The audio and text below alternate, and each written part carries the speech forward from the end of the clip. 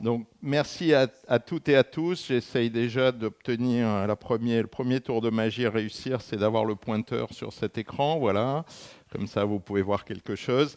Donc, merci à toutes et à tous d'être venus ce soir pour entendre parler à cette heure que la morale réprouve de physique quantique et de tour de cartes. Et donc, permettez-moi de me présenter. Donc, mon nom, effectivement, Thierry Giamarchi. Je suis professeur à l'Université de Genève et je suis dans un département qui s'appelle le département de physique de la matière quantique. Donc, on rentre déjà dans le quantique. Et j'ai aussi l'honneur d'être le directeur d'un institut sans mur délocalisé sur toutes les universités suisses sur les matériaux. L'acronyme veut dire Material with Novel Electronic Properties, matériaux aux propriétés électroniques nouvelles. Et évidemment, il y a beaucoup de physique quantique dans ce réseau. Et je ne vais pas vous en parler, mais si vous cherchez sur le web MANEP, vous pourrez trouver plein d'informations dessus. Alors, avant de démarrer et d'essayer de vous faire passer, j'espère, une heure agréable avec la physique quantique, ce qui n'est pas forcément gagné au départ, hein, parce que on va revenir là-dessus, je voudrais adresser un certain nombre de remerciements. Donc le premier remerciement, c'est évidemment à l'Institut d'études scientifiques de Cargèse et à l'ensemble de toute l'équipe qui assure chaque fois qu'on se sente vraiment comme à la maison ici. C'est vraiment toujours un plaisir d'être présent et de venir à des conférences, de travailler ici. C'est à la fois un endroit absolument unique et en même temps un accueil absolument unique. Donc je tenais à les remercier de tout ce qu'ils font pour nous pendant ces conférences. Alors les deuxièmes à remercier, Dominique l'a déjà fait, donc on va refaire quand même un petit tour d'applaudissements. C'est Natacha Kirova et Sergei Brazovski qui ont mis sur pied cette conférence qui s'appelle Impact, qui est effectivement la énième du nom, et à nouveau qui ont mis en place un programme fantastique. Donc moi je suis désolé, mais on repart pour un petit tour d'applaudissements. Je tiens également à remercier deux personnes qui s'appellent Jean-François Dard et Anne Papillot, qui sont des personnes qui font des reportages et de la communication grand public avec les scientifiques. Ils ont un site web absolument exceptionnel, llx.fr, que je vous recommande, où il y a des interviews de scientifiques qui sont absolument remarquables. J'ai utilisé une de leurs très belles images, vous verrez dans un des slides, donc je tenais à les en remercier. Et je tiens évidemment à remercier, je suis physicien de profession, mais magicien de cœur, on va dire, et je tiens à remercier Dominique et Alexandra Duvivier, qui ont été mes maîtres, mes mentors en magie, qui m'ont appris tout ce que je sais au niveau de la prestidigitation et de la cartomagie. Ce sont des cartomanes absolument remarquables. Ils sont les propriétaires de la plus vieille boutique de magie dans Paris, qui est Maillette Magie Moderne, dont vous avez ici le site web. Et vraiment, si je peux faire des tours de cartes, alors on verra ça après, un petit peu plus tard devant vous, c'est vraiment grâce à eux. Je tiens à préciser qu'évidemment, ils ne sont pas responsables de mes propres maladresses et de tout ce que je pourrais faire de façon non parfaite. Voilà, ça c'est pour les remerciements. Je voulais aussi vous montrer l'équipe qui est dans mon groupe à l'Université de Genève.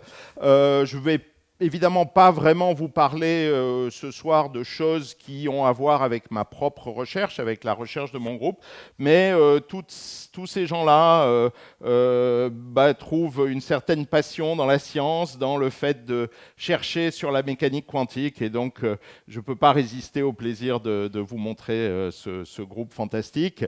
Pour les plus jeunes d'entre vous, je ne peux que vous encourager à faire des sciences. La planète a suffisamment de problèmes et on ne les résoudra pas en s'enfonçant dans la mélancolie ou le regret, etc. Et c'est avec des solutions scientifiques qu'on arrivera à résoudre un certain nombre de problèmes qu'a la planète. Et en plus, croyez-moi, c'est vraiment le fun de faire des sciences. On fait ce qu'on veut, on ne vit pas pour ses vacances, on a la chance d'aller dans des endroits extraordinaires comme Cargèse pour les conférences. Donc voilà, je ne peux que vous encourager. Je vous ai mis aussi, là je ne vais pas m'étaler, quelques liens que vous pourrez trouver dans l'enregistrement si jamais ça vous intéresse. D'autres colloques ou d'autres présentations qui sont toutes disponibles en ligne sur la physique quantique. Alors ce sont essentiellement des présentations en français, je n'en ai pas mis en anglais. Elles sont beaucoup plus faciles à trouver si vous en cherchez. Voilà, toutes celles-là sont à des niveaux plus ou moins accessibles pour le grand public. Donc je vous laisse profiter de ces présentations si jamais vous voulez en savoir plus sur la physique quantique. Et puis on va attaquer par quelque chose qui n'a rien à voir avec la physique quantique, mais qui va peut-être vous expliquer pourquoi j'ai tenu à mettre quelques tours de cartes dans cette présentation. C'est en fait quel est le métier d'un physicien ou d'une physicienne. Je peux vous dire, et c'est une expérience que la plupart des gens qui font des études de physique ont connue, c'est que plus ou moins la communauté des physiciens et des physiciennes est extrêmement mal connue du grand public. Dès que quelqu'un discute avec vous et vous dites je suis physicien, en général vous voyez la tête de la personne qui commence à descendre d'un cran, qui dit ah oui c'est très intéressant, puis moi j'étais très mauvais en maths quand j'étais à l'école, et puis fini, la conversation est arrêtée. Et plus ou moins, on est comme des martiens, c'est-à-dire qu'un ingénieur, quelqu'un qui fabrique un produit, quelqu'un qui travaille dans une banque, dans d'autres métiers, les gens ont une idée assez précise. Nous, on est un peu des martiens, on existe dans des endroits bizarres, on ne sait pas trop ce que c'est, des labos, des machins, des trucs, on ne sait pas trop ce qu'on fait. Voilà, alors je voulais vous dire quel était le métier d'un physicien et d'une physicienne. Qui fait ce qu'on appelle de la recherche fondamentale, c'est-à-dire qui n'est pas là pour délivrer un produit comme ça, ou un téléphone, etc. Et la réponse est très simple, en fait. Le métier d'un physicien ou d'une physicienne, c'est de comprendre les tours de magie que nous joue la nature. Alors la nature, vous mettez ce que vous voulez derrière le mot nature, hein, c'est le monde qui nous entoure, l'univers qui nous entoure. On est là, on est comme des spectateurs d'un tour de magie, et on voit cette chose extraordinaire se dérouler sous nos yeux, et on est là, comme des gamins, et on voudrait comprendre comment ça marche. Alors, pour essayer de commencer à vous donner un peu cette idée, ça c'est l'image de Jean-François Dard et Anne Papillot, je voulais essayer de vous faire un tour de magie. Et puis après, on va aller vers un autre tour de magie. Alors, c'est une méthode un peu artisanale. Vous voyez, l'Institut de physique, l'Institut d'études scientifiques de Cargès s'est adapté à la présence de tours de cartes pendant une conférence sérieuse et scientifique. Et donc, on va essayer de faire ça. Alors, je vais essayer d'aller vers là. Voilà. Voilà, ça marche. Merveilleux. Alors, normalement, comme type de magie, je fais ce qu'on appelle du close-up, de la magie rapprochée. Là, vous êtes un petit peu trop nombreux pour qu'on puisse faire vraiment de la magie rapprochée, parce que vous verriez rien, hein. Les gens qui sont au fond, si je sors une carte ici, je peux vous faire croire ce que vous voulez. Donc, on va essayer de projeter sur l'écran. Évidemment, quand on projette sur un écran, vous pouvez toujours penser qu'il y a un truc de caméra, que c'est un film enregistré, etc. Et donc j'espère que les gens qui sont au premier rang, n'hésitez pas d'ailleurs à vous rapprocher si vous le souhaitez, hein, il n'y a absolument aucun problème. J'espère que les gens du premier rang pourront témoigner que ce qui est sur l'écran est bien la réflexion de ce qui se passe, je dirais, sur le tapis. Alors, effectivement, le métier d'un physicien ou d'une physicienne, eh bien, c'est de comprendre les tours de magie que nous joue la nature. Alors, voilà, pour ça, je prends un jeu de cartes ordinaire, hein, quelque chose qui est... et on va essayer, alors j'ai les doigts qui collent un peu, là, c'est l'humidité présente dans l'air, parce que, bon, finalement, qu'est-ce qui se passe ? Vous observez, alors on va dire, la nature, et puis un beau jour, vous vous apercevez qu'il y a quelque chose d'un peu bizarre qui se passe. Alors on va dire que ça, c'est le tour de magie en question.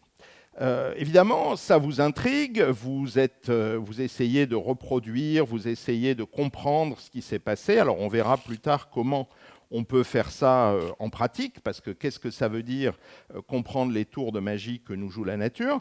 Mais les 3/4 du temps, c'est pas facile, et en général, il se passe rien d'intéressant. Mais si vous travaillez beaucoup, si vous développez vos talents, eh bien, vous pouvez arriver à faire quelque chose qui finalement va pouvoir vous permettre de comprendre les tours de magie que vous joue la nature. Ben, on a un jeune participant qui est parfaitement d'accord avec moi, là. Voilà. Alors, des fois, il y a une mouche aussi qui est parfaitement d'accord avec moi. Alors, des fois, c'est évidemment le talent, souvent, mais ça peut être aussi la chance. Sauf que la chance, il faut être préparé pour pouvoir s'en servir. Si vous voyez, là, il ne se passe rien de vraiment palpitant, mais souvent, en twistant un petit peu les choses, en faisant des expériences, en travaillant très dur, eh bien, vous arrivez à comprendre les tours de magie que vous joue la nature.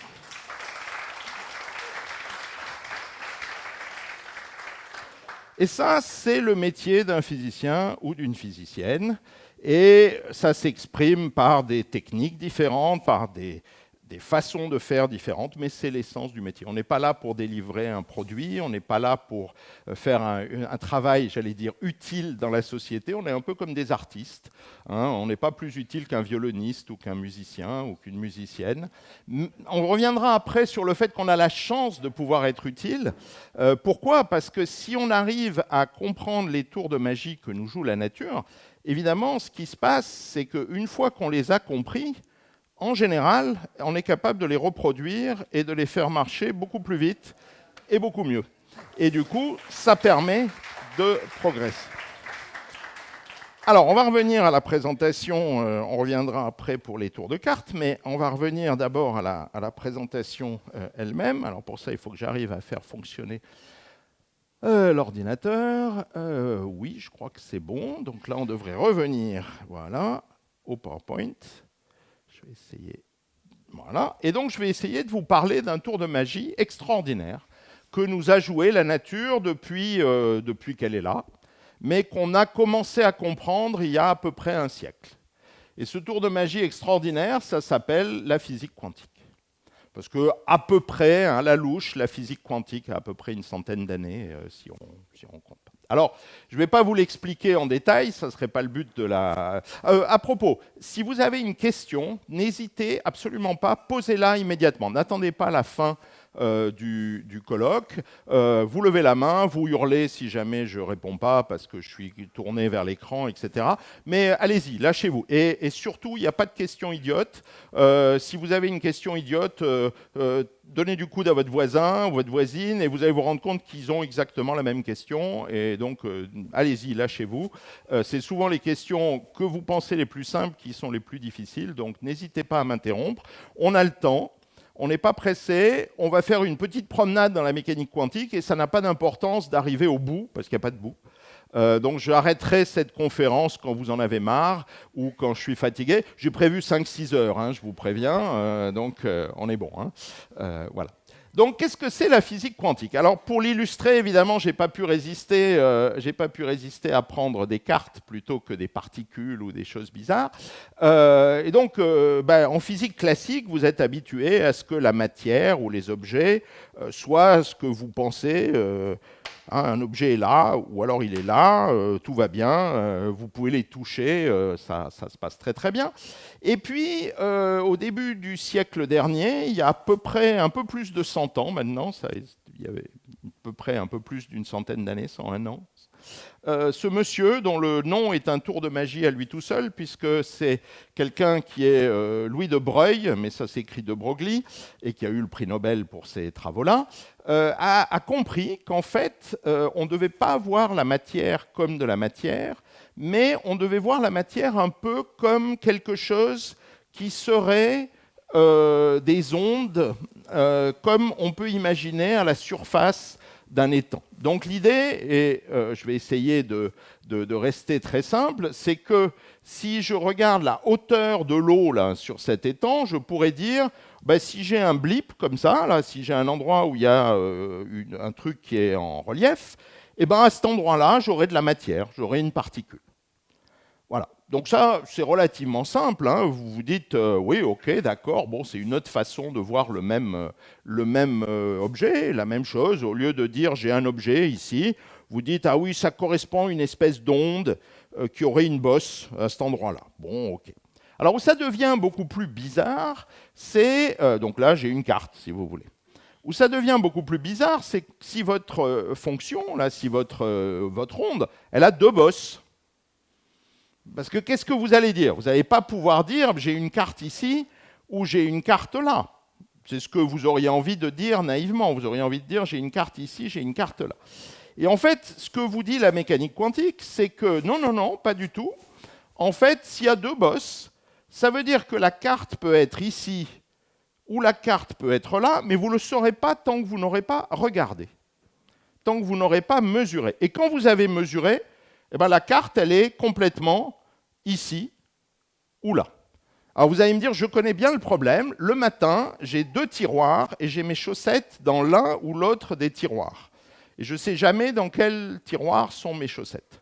Non, mais ça, c'est parce que vous avez oublié dans quel tiroir sont vos chaussettes, mais vos chaussettes, elles sont à 100% dans un des tiroirs et il n'y a rien dans l'autre. Ce que vous dit la mécanique quantique, c'est que tant que vous n'avez pas fait la mesure, ben vous êtes dans cet état d'onde bizarre. Et quand vous allez mesurer, boum, vous avez tout le paquet de cartes ici, ou vous aurez tout le paquet de cartes là, à l'endroit où il y a une bosse. Et rien ailleurs. Mais il y aura tout ici, ou il y aura tout là. Et ça, c'est bizarre. C'est vraiment un truc, on aurait envie de dire, non, c'est pas possible, où je suis ici, où je suis là. Alors, vous pourriez vous demander comment ça se fait que ce genre de truc, ça ne termine pas à la poubelle, comme les nouvelles du genre Elvis est vivant, les Martiens ont débarqué, etc., etc. Et ça, c'est quelque chose qui est extrêmement important parce qu'on vit dans une époque qui est extrêmement technologique. Hein. Vous avez toutes et tous, je suis sûr, un téléphone portable que vous utilisez journellement, donc vous utilisez de la technologie tous les jours, mais on vit finalement dans une époque qui est très peu scientifique. Et il y a quelque chose qui est peut-être le message le plus important de toute cette conférence, c'est quelque chose qu'on appelle la méthode scientifique. La méthode scientifique, c'est très simple. Quand vous avez une question comme ça, est-ce que quelque chose est vrai? Est-ce que quelque chose, c'est du bidon ou... Eh bien, vous faites une expérience.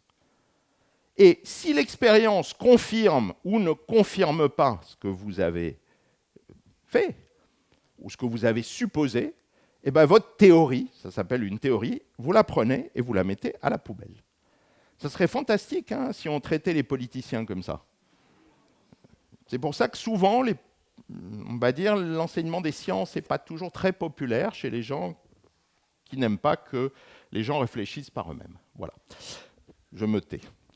Bon. Donc, la méthode scientifique, ça veut dire, ça c'est une théorie de ouf, eh bien, est-ce qu'on peut la tester? Est-ce qu'on peut faire une expérience qui va montrer que on a vraiment des ondes et que l'onde dit la matière va se répartir comme ça, etc., etc.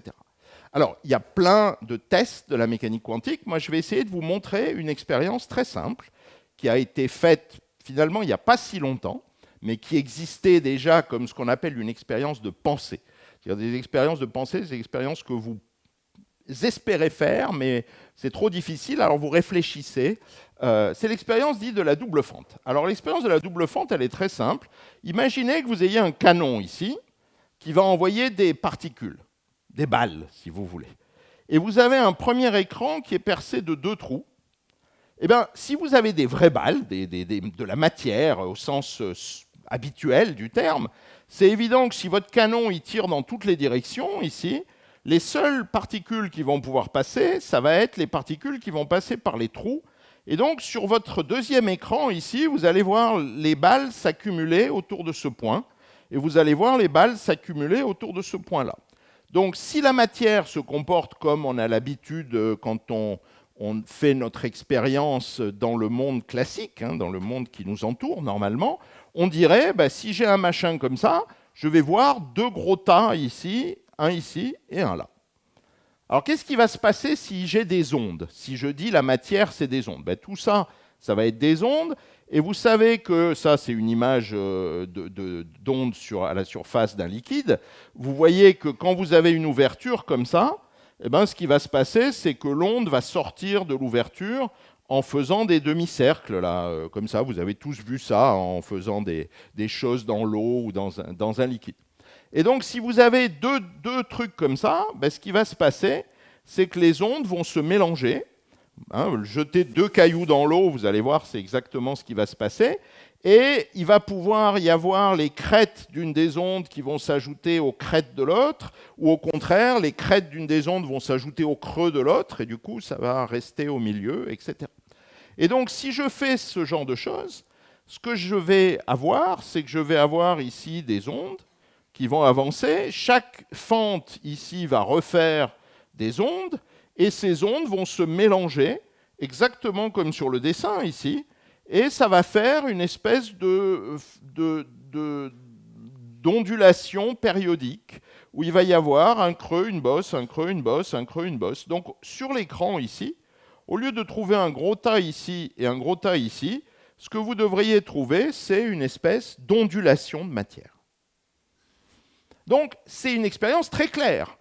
Il n'y a pas photo, vous ne pouvez pas confondre. Alors, faisons-la. Alors, ce n'est pas moi qui vais la faire, moi je suis théoricien. Alors, déjà, ça ne marche plus, on est mal parti. Voilà, ça y est. Alors, l'expérience, elle a été faite par ce monsieur qui s'appelle Akira Tonomura, qui était un physicien remarquable, qui travaillait au Japon chez Hitachi, et qui a conçu un système pour faire cette expérience. Donc le système, il est très simple ici. J'ai un canon qui envoie des électrons. Les électrons, c'est des petites particules chargées négativement. Et puis, il met un bâton ici en fer, chargé aussi, qui va agir pour qu'il y ait les trajectoires qui se séparent en deux, de façon à ce que certains électrons vont passer à droite, certains électrons vont passer à gauche, et puis après, il a un détecteur qui agit comme écran, puis il va capter ce qui se passe sur l'écran. Et donc, on y va. On va laisser faire l'expérience. Sauf qu'il envoie les électrons un par un. Blip, blip. Alors, vous allez dire, c'est pas des ondes, ça. C'est pas des ondes, on voit bien, c'est des particules. Ça tape. Sauf que déjà, vous voyez, ça va un peu n'importe où, là. Donc on n'est pas en train de s'accumuler à droite et à gauche. Voilà. Alors vous voyez, il y en a plein qui commencent à arriver. Chaque électron arrive, bing, bing, bing. Voilà. Puis on va accélérer un peu l'image. Voilà. Donc vous voyez, petit à petit. Alors c'est bizarre parce qu'ils n'ont pas l'air de s'accumuler aux endroits où il y aurait les deux, je sais pas quoi, les deux fentes, là. Mais ils ont l'air d'atterrir partout. Et donc, l'image va s'accélérer un peu. Voilà, plein de chocs. Et vous voyez commencer à apparaître quelque chose où vous voyez que c'est un peu plus lumineux ici, un peu moins lumineux ici. Et essentiellement, vous voyez exactement apparaître ce qui est prédit par l'interférence des ondes, c'est-à-dire de la matière ici, enfin disons beaucoup d'électrons ici, peu d'électrons ici, beaucoup d'électrons ici, peu d'électrons ici. Et donc il n'y a pas photo, la mécanique quantique, ça marche. Ça marche, et ce n'est pas l'intuition qu'on a dans notre vie de tous les jours. Si je prends ce paquet de cartes, je prends un deuxième paquet de cartes, je ne vais pas avoir des ondes comme ça. Vous allez me dire, ouais, mais c'est des électrons. Les électrons, c'est bizarre. C'est des machins, on ne sait pas trop ce que c'est. Alors, on va faire la même chose avec des atomes de rubidium. Bon, alors, le rubidium, c'est bizarre aussi, mais enfin, des atomes, c'est des gros patapouf, hein, c'est des trucs... Alors, la manip, on va faire exactement cette manip-là. On prend une goutte d'atomes de rubidium, comme une goutte d'eau. On prend une deuxième goutte d'atomes de rubidium et on les laisse s'étaler. Plus exactement, on les laisse se développer, c'est un gaz, donc ça va se développer. Le monsieur qui a fait cette manip, c'est Wolfgang Ketterle, qui a eu le prix Nobel de physique, on y reviendra. Et bien voilà l'image qu'il a obtenue. Essayez de faire ça avec 2 gouttes d'eau, vous allez voir, vous n'obtiendrez pas ça. Mais là, vous laissez une goutte d'atome de rubidium s'étaler, c'est un espèce de cigare, vous laissez une deuxième goutte s'étaler, et vous apercevez que là, il y a des atomes, là, il n'y en a pas, là, il y a des atomes, là, il n'y en a pas, là, il y a des atomes, là, il n'y en a pas. Donc vous obtenez cette figure d'interférence qui vous dit que la matière, eh ben, c'est une onde.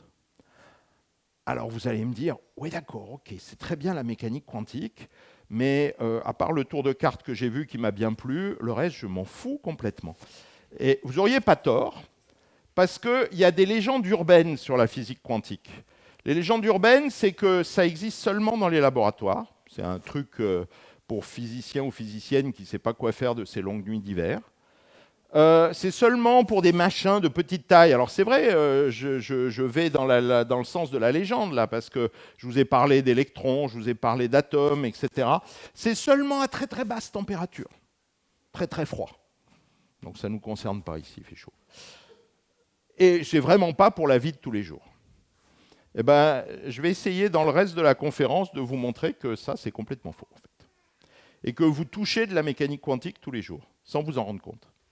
Alors pourquoi ? Eh ben, ça, c'est ce que les gens ont appelé la première révolution quantique. Alors on ne va pas rentrer dans les détails de la mécanique quantique, mais qu'est-ce qui se passe si on essaye d'appliquer cette théorie bizarre au solide ? Un métal, l'aluminium, le cuivre, etc.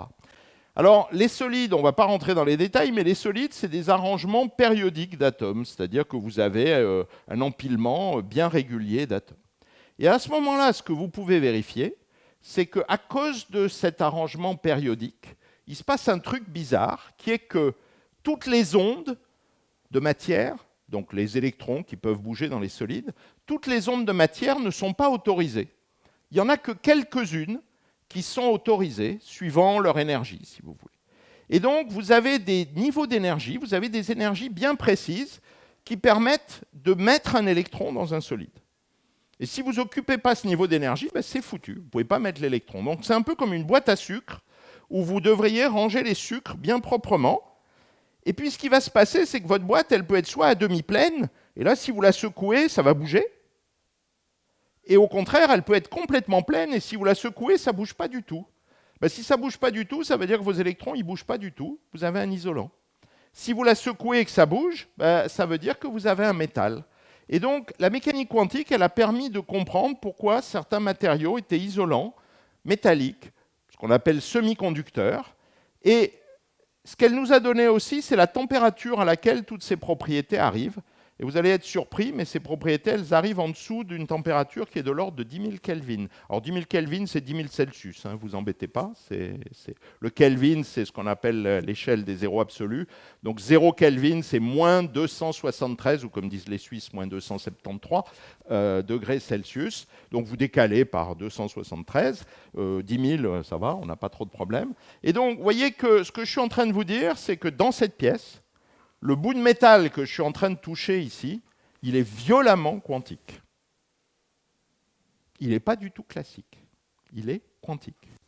Et du coup, qu'est-ce que ça a fait ?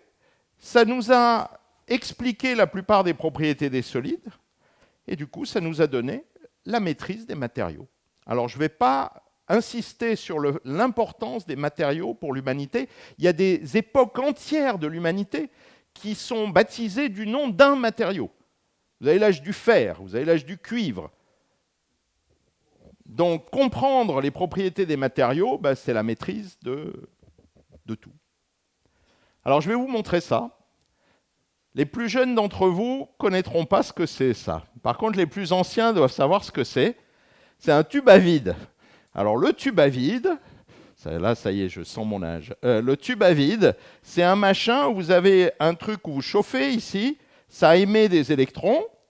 Vous avez une grille que vous pouvez charger qui les empêche d'arriver sur l'autre grille. Et donc, vous pouvez contrôler le flot de courant ici avec la tension qui existe sur cette grille. Donc, ça vous sert à amplifier. C'est les tubes que vous avez vus dans les radios, les vieilles radios de grand-maman ou grand-papa, que vous voyez dans certains amplis vendus à des prix que la morale réprouve, etc., parce que ça fait bien d'être rétro, etc., etc. Donc vous aviez ce machin-là pour amplifier le courant.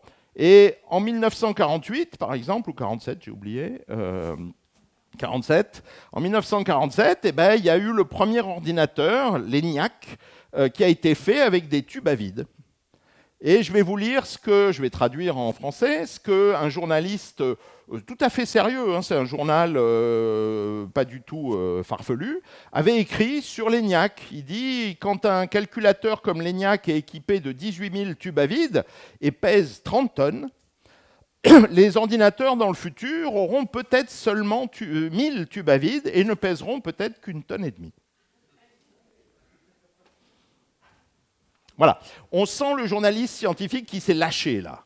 Oh ouais, une tonne et demie, là. Genre, là, j'y vais, là. Là, c'est bon, là. Une tonne et demie, je suis... Voilà. Alors, bon, on a fait un peu mieux. Et la raison pour laquelle on a fait un peu mieux, c'est parce que le XXe siècle, eh ben, ça a été l'âge du silicium, qu'on a compris grâce à la mécanique quantique. Et ces trois personnes ici, John Bardeen, Shockley et Brattain, ont inventé un machin qui s'est avéré extrêmement utile, qui ressemblait à ça à l'époque, qui est le transistor. Et le transistor, eh ben, alors souvenez-vous de Bardeen.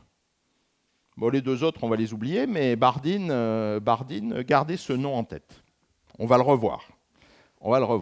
Bon, ils ont eu le prix Nobel pour ça quand même, ça valait ça. Vous voyez, prix Nobel, ça veut dire, je ne vous montre pas les prix Nobel juste pour dire, ah ouais, prix Nobel, tout ça.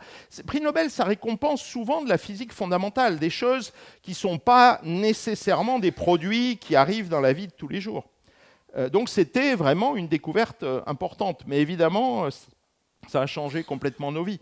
Le silicium, le transistor, ben, ça a donné le microprocesseur, ça a donné les ordinateurs et ça a donné l'âge de l'information dans lequel on vit. Alors il n'y a pas que le microprocesseur, la mécanique quantique, elle nous a donné aussi les diodes électroluminescentes qui servent maintenant à faire des économies d'énergie par rapport à l'ampoule à incandescence.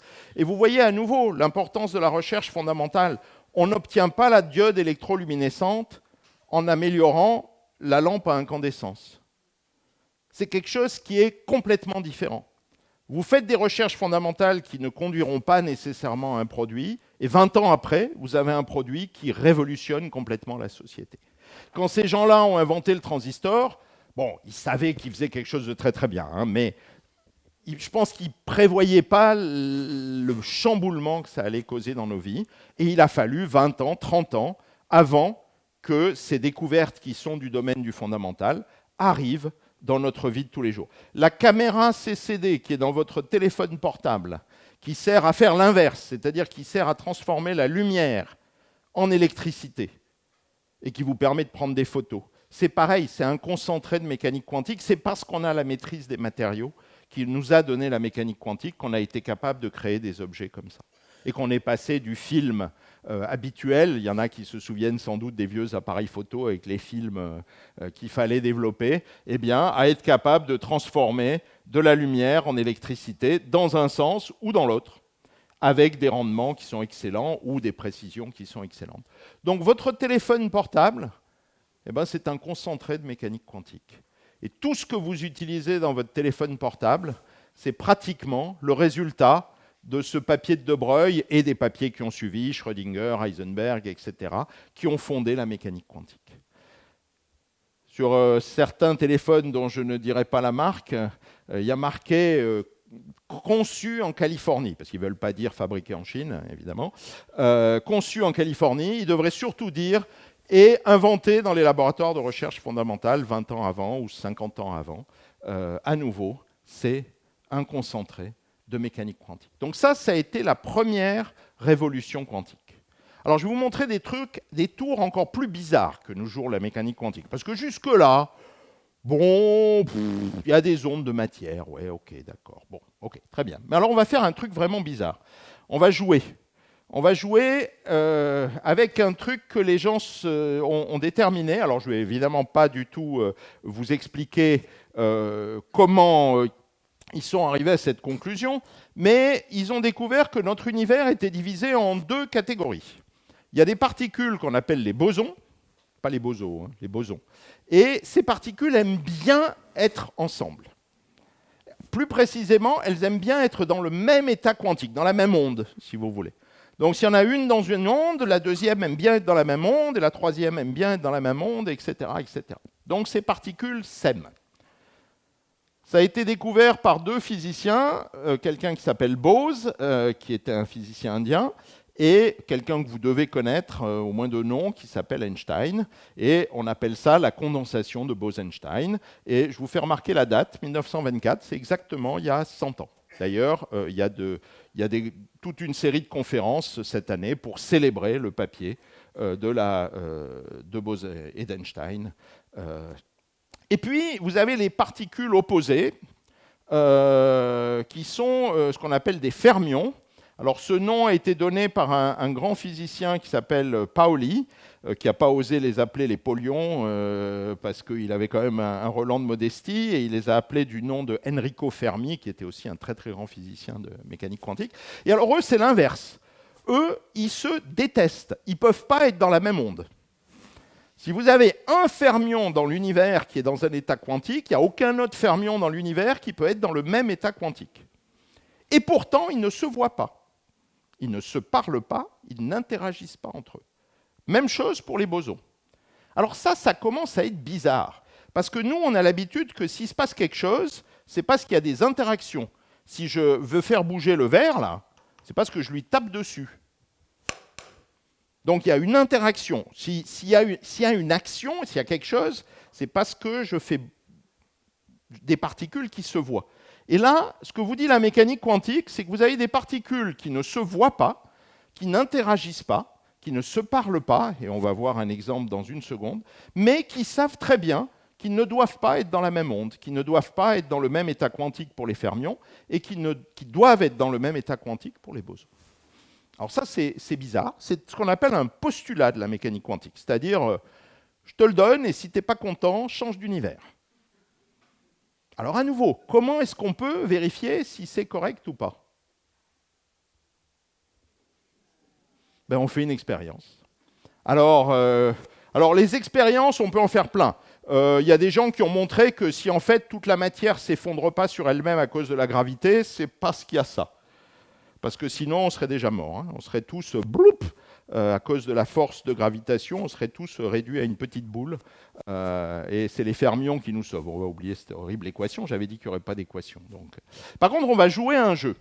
Alors, on va jouer à un jeu qui consiste à jeter une pièce.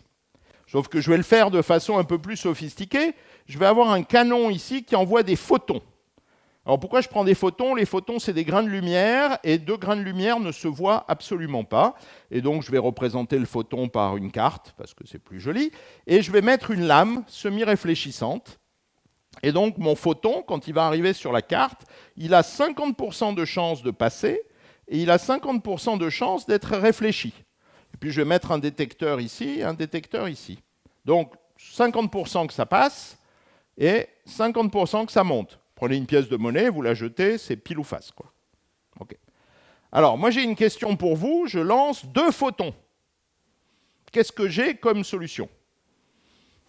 Je peux faire pile-pile, les 2 photons passent comme ça, j'ai une chance sur 4. Je peux faire face-face, les 2 photons vont tout droit, et j'ai aussi une chance sur 4. Et puis, je peux faire pile-face ou face-pile.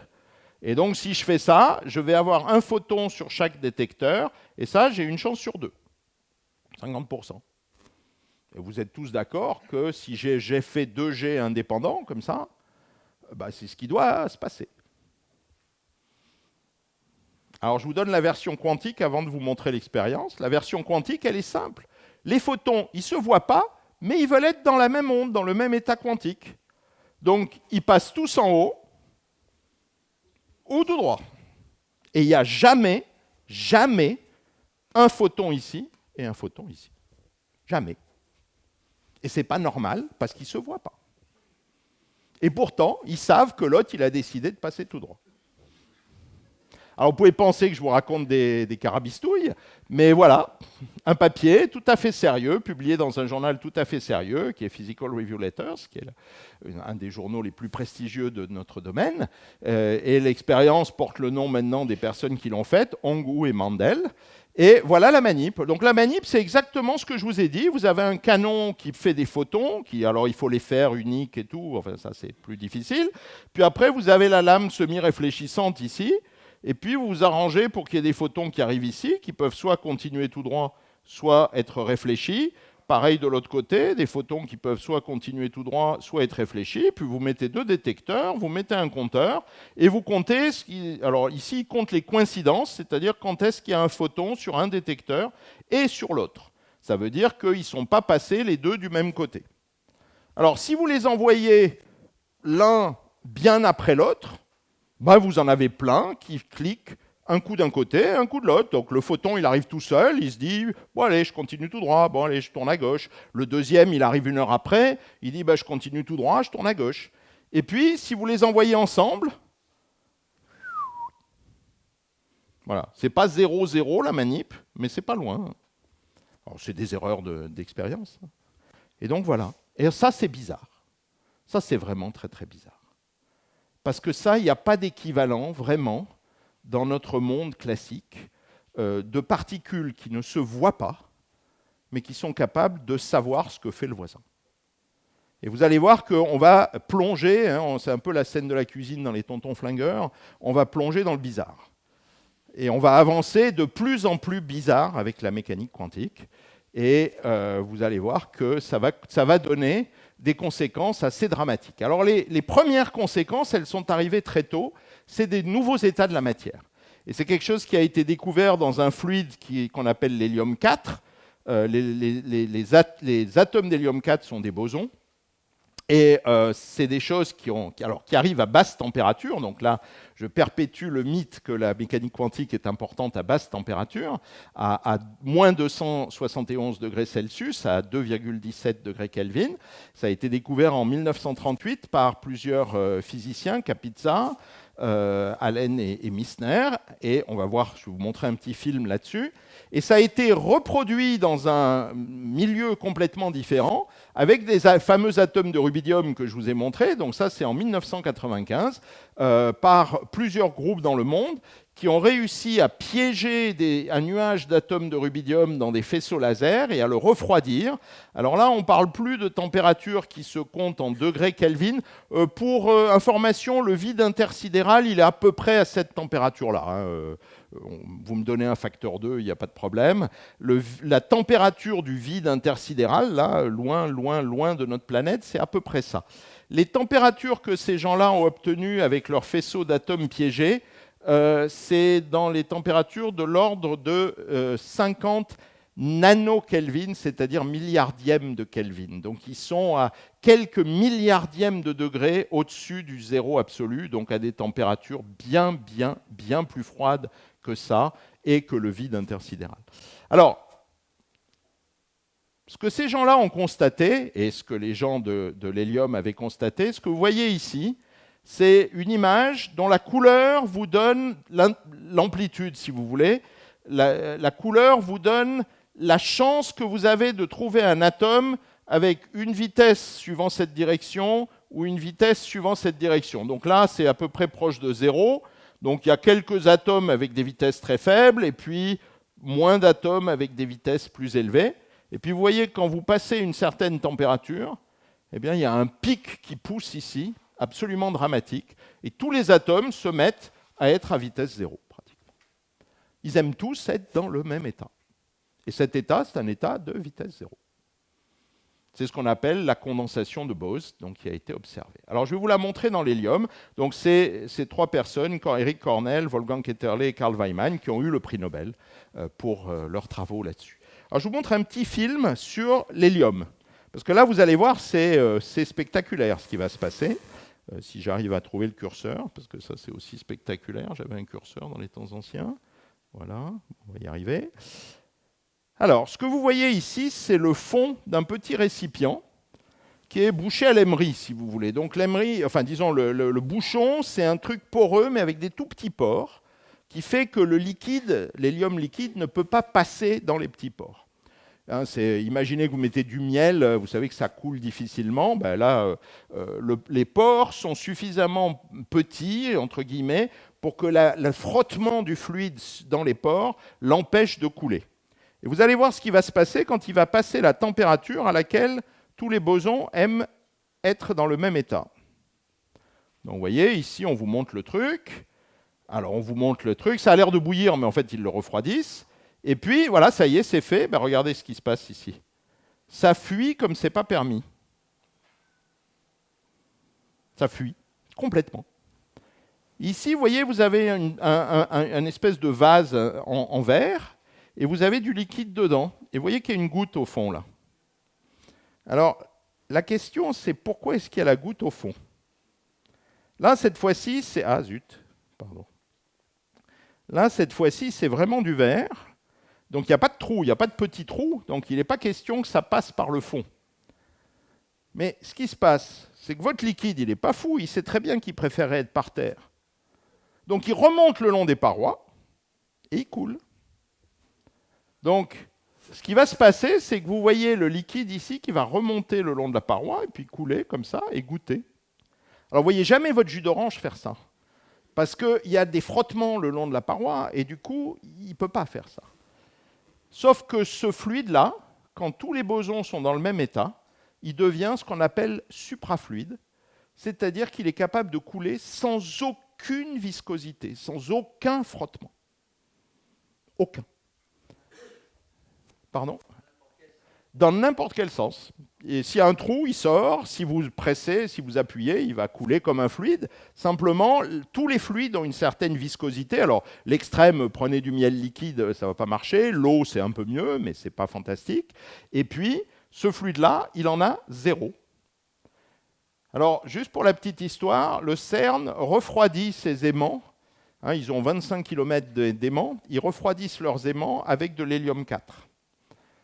Qui, à la température à laquelle ils refroidissent les aimants, est suprafluide. Donc vous imaginez le moindre trou dans la plomberie. Le moindre trou, ça leur est arrivé. Donc l'hélium est parti, les aimants se sont réchauffés et boum. Et donc ils ont dû remplacer un certain nombre d'aimants. Donc dans ce cas-là, ce n'est pas un avantage. Mais vous allez voir que ça peut devenir un avantage si maintenant, au lieu d'avoir un fluide qui est neutre, qui ne sert pas à grand-chose, vous faites ça avec des électrons, c'est-à-dire quelque chose qui peut vous servir à transporter du courant. Alors il y avait une conjecture au début du siècle de savoir quand vous refroidissez un solide, comment la résistance du solide se comporte. Il y avait des gens très bien, hein, Lord Kelvin, c'est lui qui a donné son nom à l'unité de mesure, pensaient que ça allait monter parce que vous alliez geler les électrons dans le solide. Il y en a d'autres qui disaient bon, ça va s'arrêter à une valeur, et d'autres qui disaient ben non, au contraire, vous allez éliminer toutes les sources de frottement, donc ça va descendre. Voilà. Alors comment est-ce que vous savez qui a raison? Ben, maintenant vous connaissez, on fait l'expérience, sauf que pour faire l'expérience, pour comprendre le tour de magie que la nature vous joue, il faut avoir les moyens. Il faut avoir la technologie, il faut avoir le talent, il faut avoir l'entraînement, etc., etc. Et pour faire cette expérience, il fallait une chose, il fallait le froid. Et la seule personne qui avait le froid à l'époque, c'est ce monsieur, Kamerlingh Onnes, qui était en Hollande, qui était la première personne qui a réussi à liquéfier des gaz. Et du coup, à avoir du froid. Il a eu le prix Nobel pour ça, d'ailleurs. Et ces deux personnes ont donc fait l'expérience ici. Alors, d'après vous, qui a gagné? Eh bien, aucun des trois. Alors, grande surprise, ce qu'ils ont vu, c'est ça. Ils ont fait ça avec du mercure parce que ça avait un certain nombre d'avantages. Ils ont vu la résistance descendre.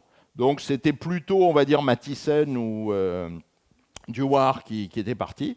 Sauf qu'arrivée à une certaine température, bang, la résistance, elle a chuté à 0.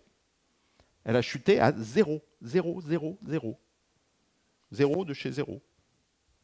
Et ça, c'est pas normal, parce qu'il y a toujours quelque chose dans un solide, des cochonneries, un machin, qui devrait vous aider à dissiper le courant.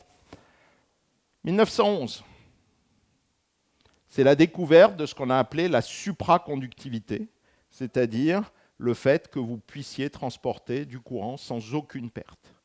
Imaginez les applications si vous pouvez utiliser ça. Au lieu de dissiper du courant dans des lignes haute tension, hein, vous perdez à peu près 1/10 de la puissance sur le transport du courant. Donc au lieu de construire 10 centrales, vous en construisez que 9. Ça aurait du bon. Mais pour ça, il faut comprendre pourquoi ça marche. Alors vous allez dire, oui, mais c'est comme le suprafluide. Oui, sauf que les suprafluides, c'était des bosons. Là, c'est des électrons, c'est des fermions, c'est ceux qui ne s'aiment pas. Alors il a fallu un petit moment pour comprendre le tour de magie. Et ils s'y sont tous essayés, hein, les grands de chez grands de la physique. Ils se sont tous pété les dents. Tous. Sauf qu'à la fin, il y a 3 physiciens qui y sont arrivés. Bardeen, tiens, Bardeen, on en a déjà entendu parler. Le même mec que celui qui a inventé le transistor. Cooper et Schrieffer. C'était son postdoc et c'était son étudiant de thèse. Très bonne thèse. Très bonne thèse. Et ils ont eu le prix Nobel. Donc Bardeen est le seul physicien qui a eu 2 prix Nobel de physique. Marie Curie a eu un prix Nobel de physique, un prix Nobel de chimie, mais Bardeen a eu 2 prix Nobel de physique. Alors ils ont compris comment ça marchait, je ne vais pas vous faire leur théorie, mais ils ont compris qu'en fait les électrons se mettaient par paires. Alors c'est bizarre quand même, parce que les électrons ils se repoussent plutôt, parce qu'il y a la répulsion coulombienne, mais ils se mettaient par paires, et du coup comme ils se mettent par paires, 2 fermions, ça vous fait un boson, et on retombe un peu sur la suprafluidité. C'est une théorie qui a évidemment a donné lieu à beaucoup de développements. Et ça a été fait en 1957. Donc vous voyez, entre 1911 et 1957, les gens voyaient un tour de magie et ils ne savaient pas comment ça marchait. Donc quand on vous dit que vous pouvez obtenir des résultats et un produit et machin en 4 ans, ben non. Il faut ce temps-là pour que les idées mûrissent et que vous arriviez à résoudre des problèmes. Alors, ça a donné lieu à un certain nombre de possibilités d'application. Je vais vous montrer un petit film, ça serait dommage de s'en priver. Vous allez voir un petit peu ce qu'on peut faire. Parce qu'en plus de transporter du courant sans perte, il s'avère que ces matériaux qui sont supraconducteurs, ils n'aiment pas les champs magnétiques, donc ils vous font des lévitations. Donc vous voyez, vous pouvez vous en servir pour faire un petit train qui lévite. Donc éventuellement transporter des choses sans frottement, ici. Voilà. Donc, je vous laisse regarder le film. Donc là, il faut refroidir de façon à ce que cette propriété se manifeste. Il faut refroidir pas trop, en fait, à l'azote liquide. Donc c'est encore relativement chaud, on va dire.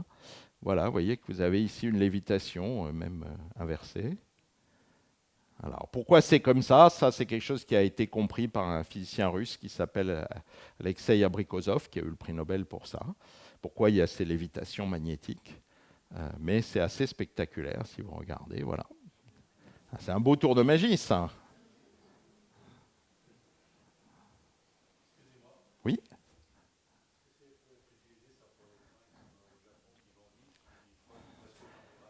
Alors, merci de la question. On va avancer et je vais vous parler 2 minutes des applications.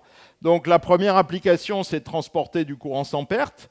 Vous pouvez remplacer un câble de cuivre à peu près de cette section par un câble supraconducteur qui aurait à peu près cette taille-là et cette épaisseur-là.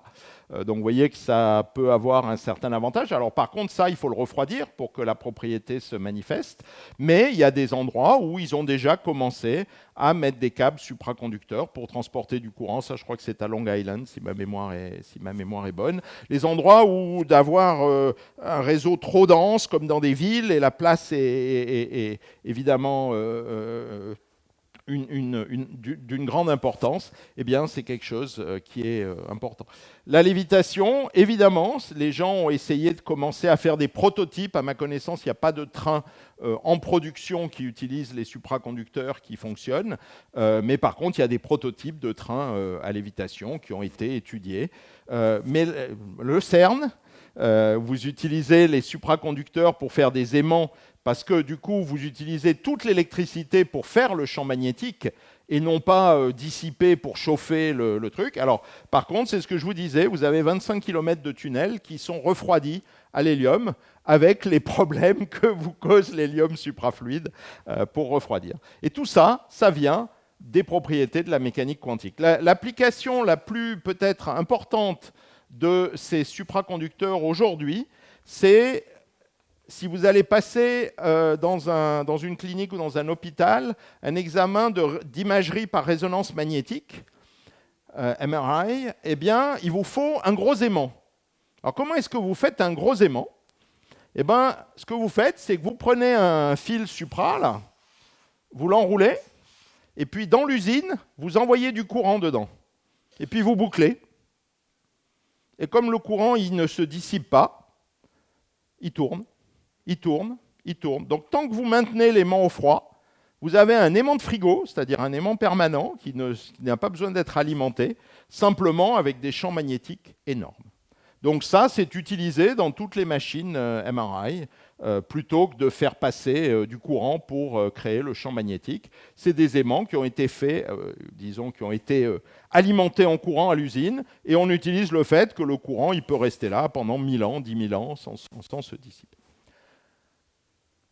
Mais il y a eu aussi, parce qu'une fois qu'on comprend un tour de magie, on peut faire d'autres tours de magie. Il y a eu des effets bizarres que personne n'avait anticipés, qui, une fois que le tour de magie a été compris, une fois que BCS ont compris leur truc, sont arrivés.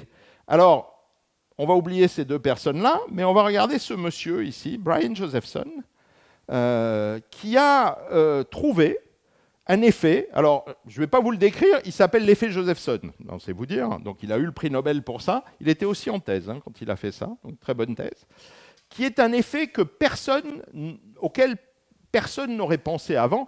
Et pour vous dire à quel point personne ne pensait avant, Bardeen, le double prix Nobel, qui a découvert la supraconductivité, n'y croyait pas. Il a même écrit dans un papier qu'il pensait que le papier de Josephson était complètement faux. Alors, ça vous dit qu'en recherche, il faut des fois une certaine volonté de faire, parce que vous êtes jeune étudiant en thèse, et vous avez un double prix Nobel, je ne sais pas s'il avait déjà les deux prix Nobel, mais enfin il était bien parti, qui vous dit que ce que vous racontez, c'est que des bêtises.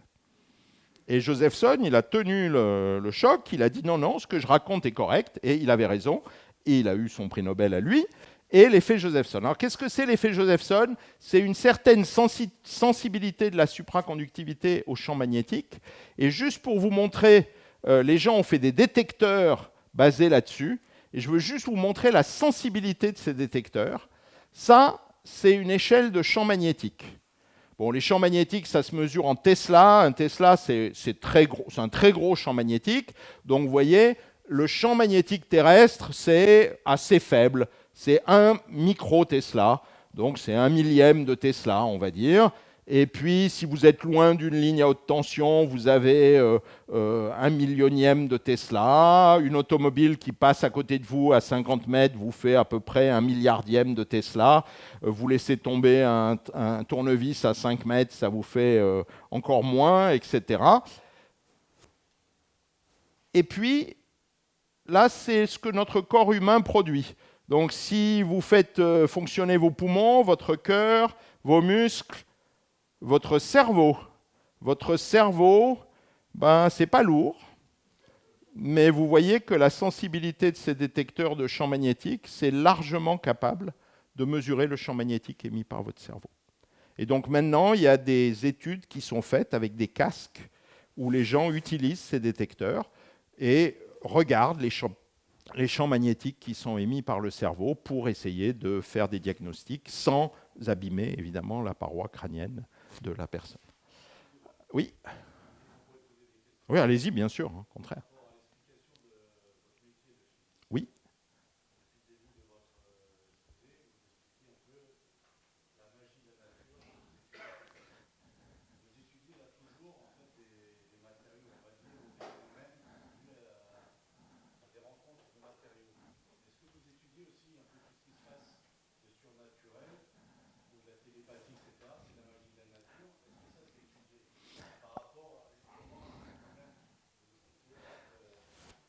Alors, ça c'est une excellente question et ça tombe très bien que vous me posiez cette question quand je vous parle de l'effet Josephson. Je vais vous dire pourquoi dans une seconde. Donc, il n'y a aucune raison de ne pas étudier ça. Il y a un certain nombre de physiciens qui se sont lancés là-dedans, et non des moindres, dont Brian Josephson. Le problème de ça, c'est d'avoir, comme toujours, une démarche scientifique. C'est-à-dire, on ne peut pas dire c'est surnaturel et donc non reproductible. Parce que là, c'est plus le métier du physicien, ça devient quelque chose d'autre. Ça peut être de la religion, ça peut être autre chose. Donc, il faut toujours qu'il puisse y avoir une expérience contrôlable qui peut montrer si oui ou non l'hypothèse que l'on a faite est correcte ou ce qu'on appelle falsifiée, c'est-à-dire incorrecte. Donc, si vous avez une expérience, par exemple, il y a un physicien qui s'appelait Yves Rocard, qui était le père de l'ancien Premier ministre, j'ai oublié son prénom, Michel, voilà, merci.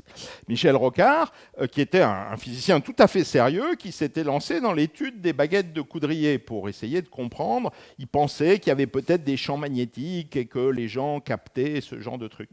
Le problème, c'est que très souvent, ces études, on va dire, dégénèrent. C'est-à-dire que la méthode scientifique devient un petit peu pas au niveau de ce qu'on peut faire ici.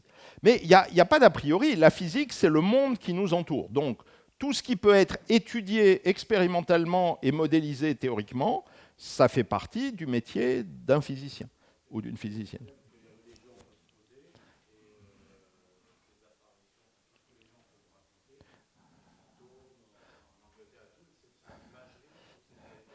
Alors, vous voyez, par exemple, vous parlez d'une apparition. Par définition, c'est quelque chose qui, en général, n'est pas testable.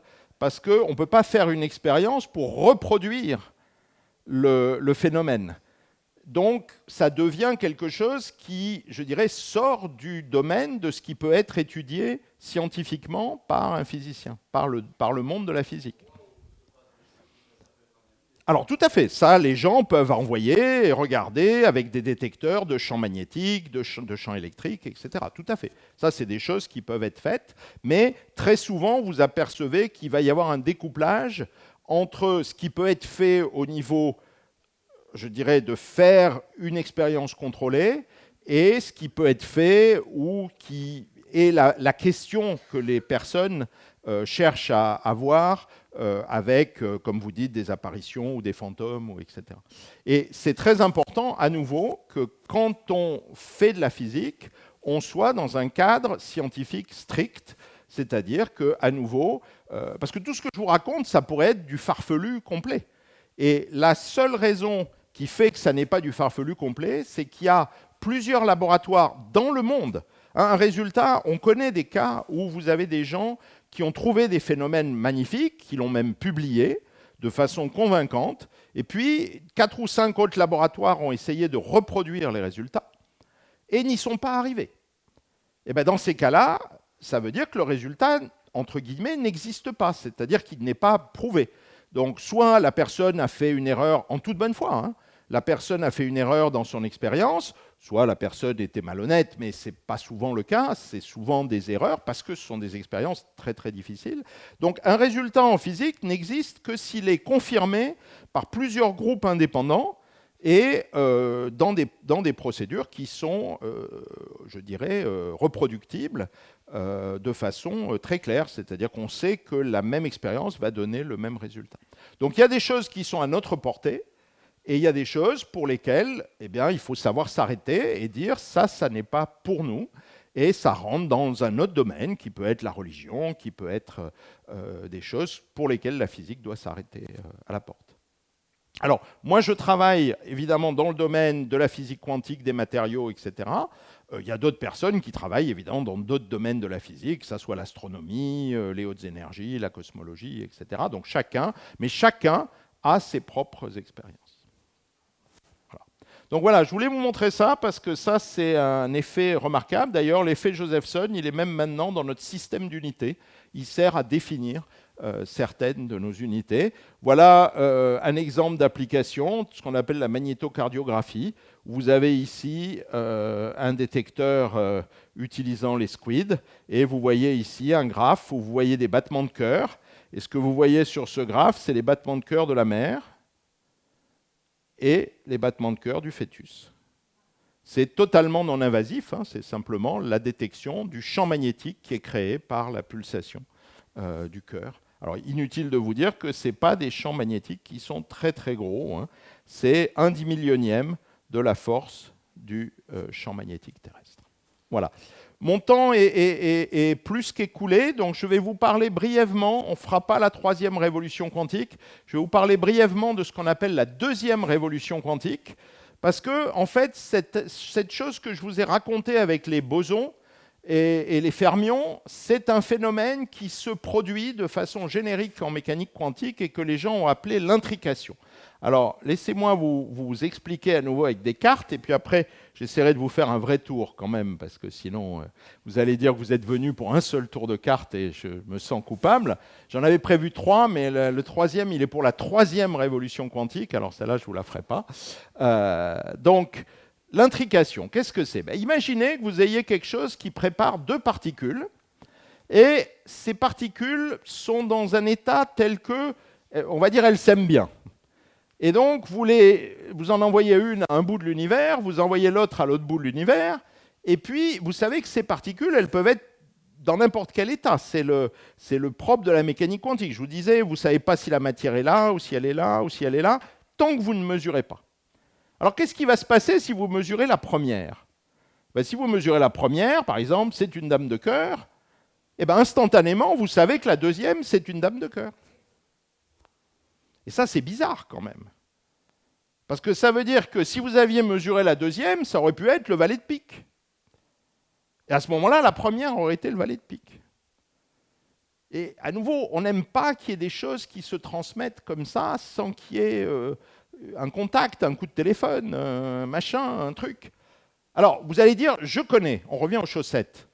Je connais, j'achète une paire de chaussettes, elles sont toutes les deux bleues.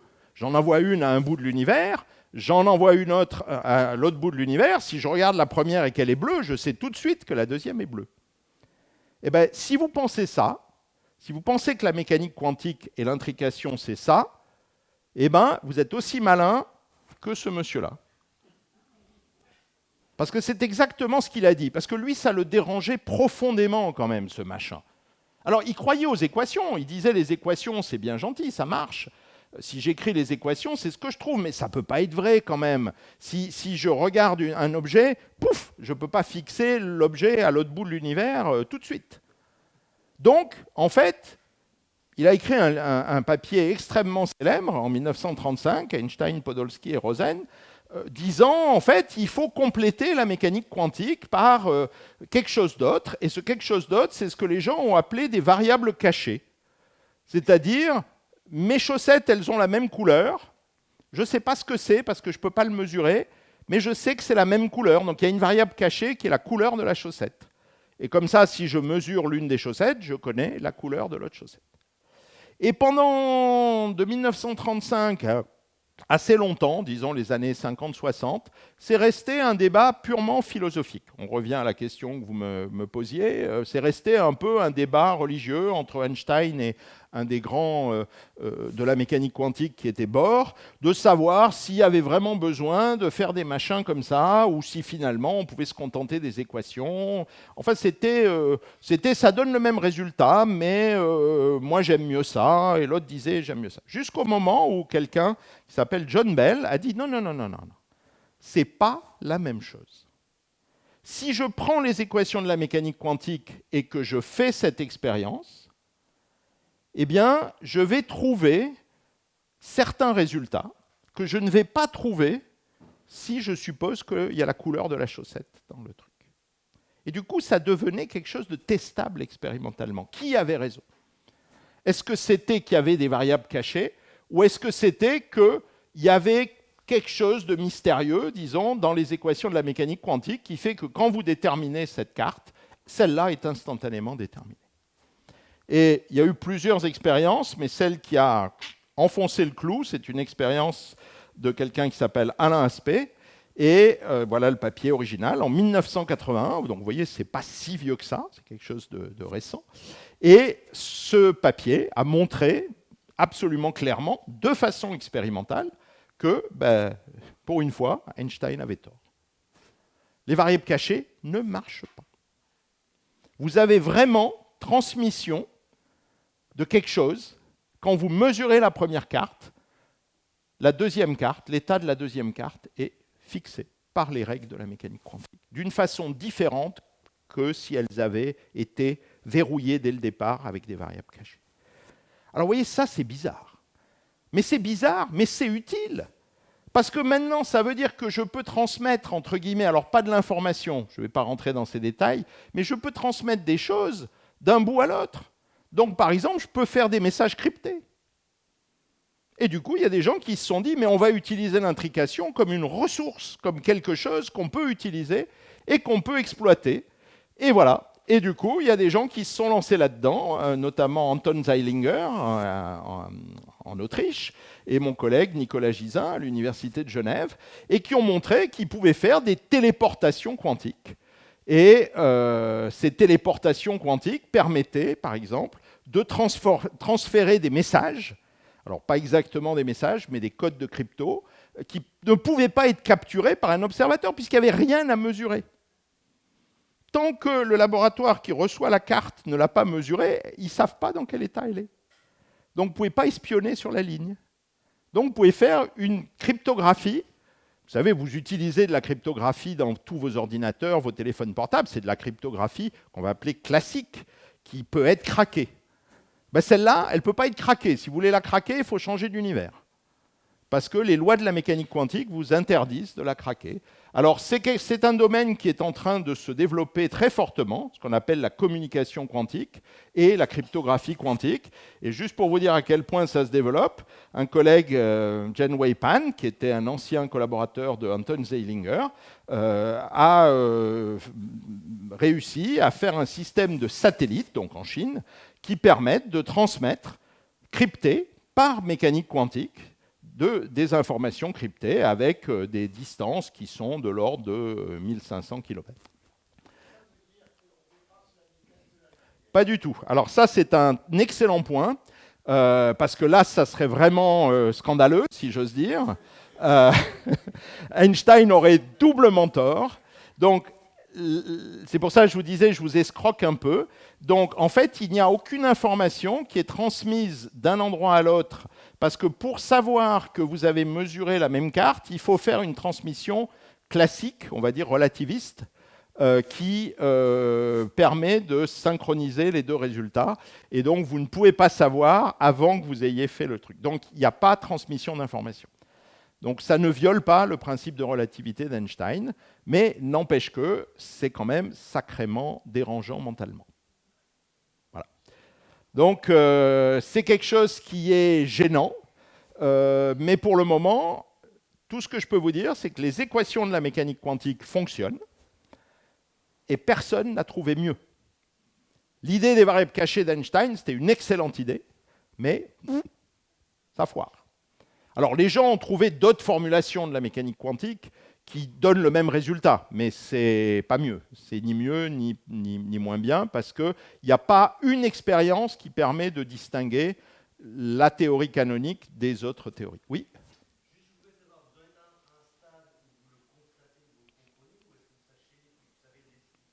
Alors, ça dépend de ce que vous appelez expliquer. C'est-à-dire que si vous me donnez, disons, si je prends les équations connues de la mécanique quantique, je peux expliquer toutes les expériences qui sont faites. C'est-à-dire que toutes ces expériences collent, mais de façon remarquable, avec les équations de la mécanique quantique. Par contre, ces équations choquent un peu l'intuition. Donc, si j'admets un petit peu comme de façon, voilà, c'est les lois de l'univers dans lequel je suis et je ne me pose pas de questions, il n'y a pas d'angoisse. Par contre, ces équations, à nouveau, sont choquantes. Comme je vous disais tout à l'heure, je trouve très choquant deux particules qui ne se parlent pas, qui ne se voient pas, qui n'interagissent pas, et qui savent qu'elles doivent être dans la même onde ou pas dans la même onde. Donc, tout le monde pense qu'il y a sûrement une autre façon de formuler la mécanique quantique qui rendrait ça beaucoup plus agréable. Mais peut-être qu'on a tous tort. Si on est dans une simulation, peut-être qu'on a quelqu'un qui a un sens de l'humour particulièrement vicieux vis-à-vis de nous. Oui. Alors, attendez, je ne sais pas si j'ai répondu à votre question.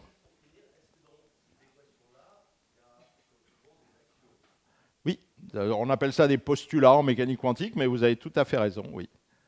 Oui. Et donc ça, c'est un postulat. Ce qu'on appelle la réduction du paquet d'ondes, c'est-à-dire le fait que quand vous mesurez ce que je vous disais, toute la matière se retrouve à l'endroit où vous mesurez, où vous fixez une bonne fois pour toutes l'état du système, ça c'est un postulat. Mais c'est un postulat qui n'a jamais été pris en défaut. Donc on n'a aucune expérience aujourd'hui qui dit qu'il y a quelque chose qui ne colle pas avec cette façon de voir. Et c'est pour ça qu'on ne sait pas par quoi il faudrait remplacer la mécanique quantique, parce qu'il n'y a aucune expérience qui ne marche pas. Et par contre, il y a des expériences qui ne marchent pas avec l'idée des variables cachées, qui aurait été une façon émotionnellement agréable de reformuler la chose. Alors il y avait d'autres questions, oui. Oui. Oui. Non, c'est pas que je la refuse, je vous dis que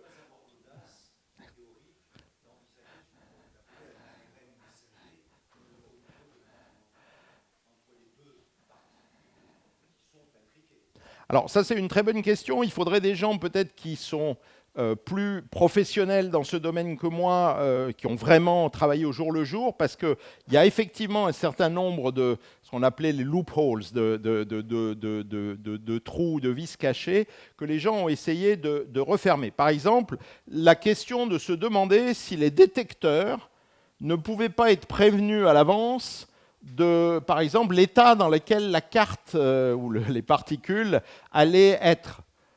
Ça, c'est peu vraisemblable, mais on pourrait imaginer qu'il y a une espèce de quelque chose caché dans l'univers qui prévient le détecteur. Et donc, par exemple, il y a eu des manips qui ont été faites où l'état des détecteurs a été déterminé de façon aléatoire une fois que les particules sont lancées. Et ces expériences ont toutes été faites, je veux dire, pas toutes, mais disons, chaque fois avec des résultats négatifs. Donc, c'est pas que je veuille pas le faire, c'est que jusqu'à présent, à ma connaissance, et pour être plus à même, il faudrait poser la question à Anton Zeilinger ou Alain Aspect peut-être, mais toutes les expériences qui ont essayé de trouver un lien de causalité qui permettait de relier la particule au détecteur, à l'un des détecteurs, à l'autre détecteur, eh ben, c'est des choses qui ont été invalidées expérimentalement, pas par désir du théoricien ou de la théoricienne. Donc c'est une très bonne question que vous posez, mais pour le moment, à nouveau, il n'y a pas d'évidence qu'un mécanisme comme ça existe, et je dirais c'est presque l'opposé, c'est-à-dire qu'à nouveau, les expériences suivent les lois de la mécanique quantique, même si vous prenez toutes ces précautions. Alors il y avait d'autres questions, oui. Oui.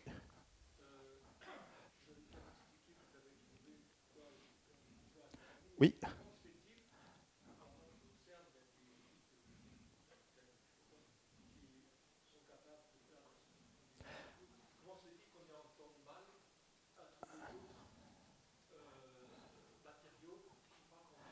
Alors, ça c'est une très très bonne question.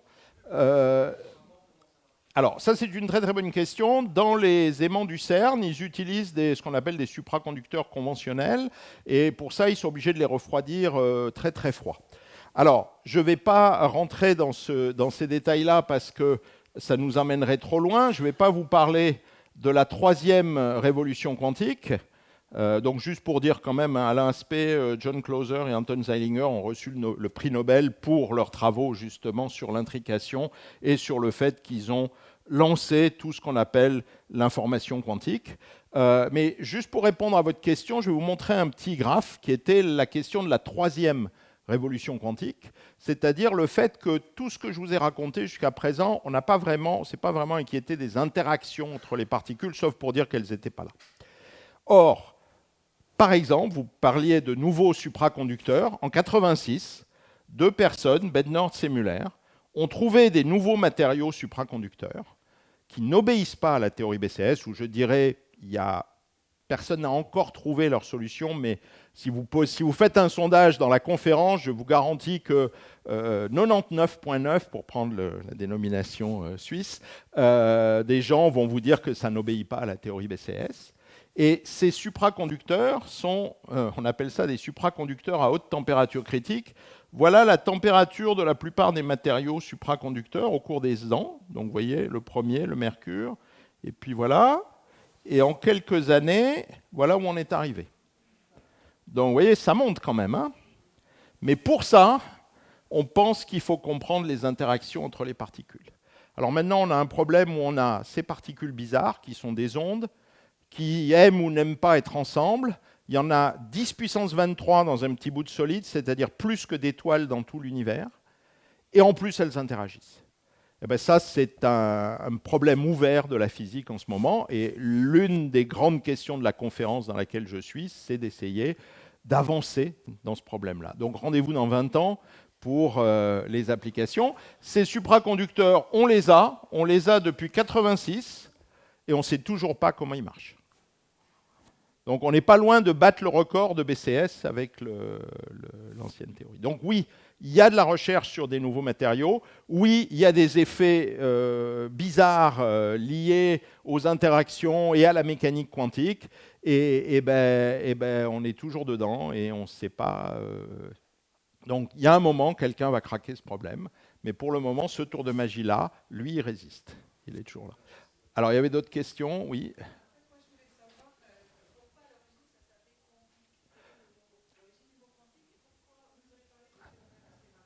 Oui.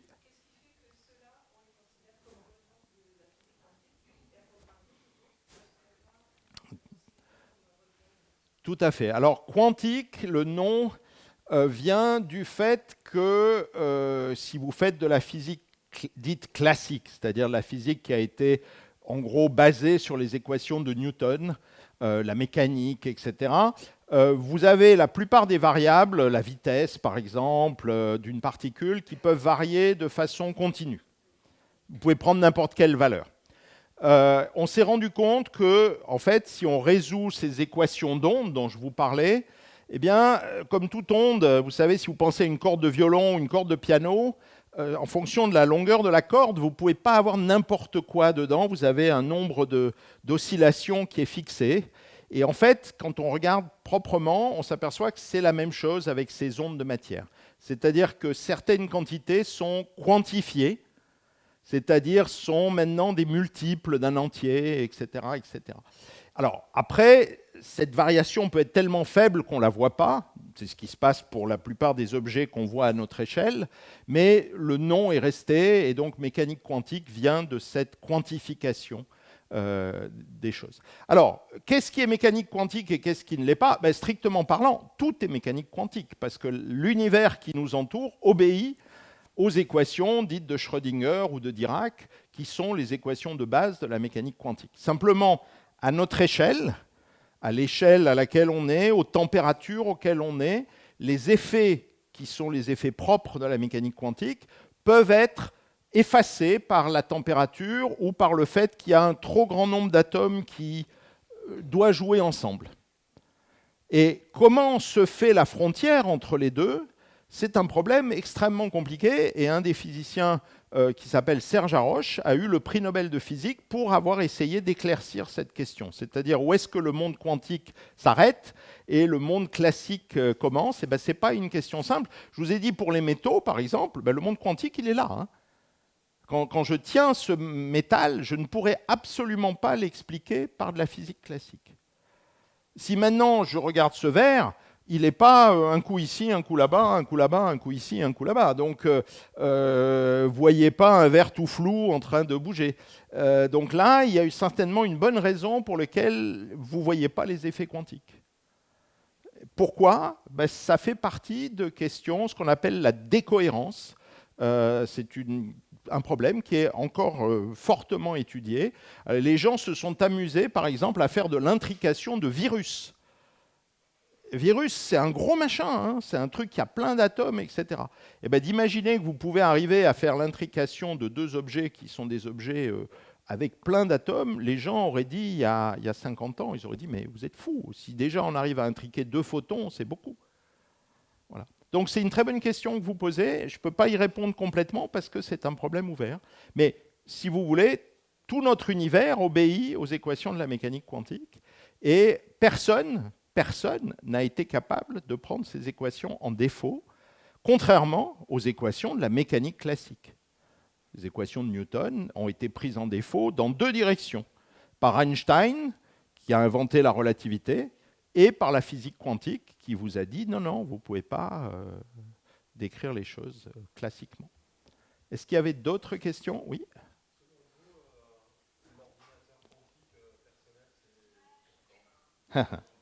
Excellente question. On va passer un peu.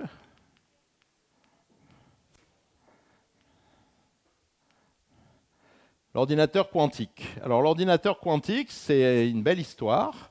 Voilà à quoi ça ressemble. Ça, c'est l'ordinateur quantique de Google. Il y a des équivalents dans les laboratoires et dans d'autres compagnies. Les gens qui ont suggéré ça ont eu des prix extrêmement prestigieux.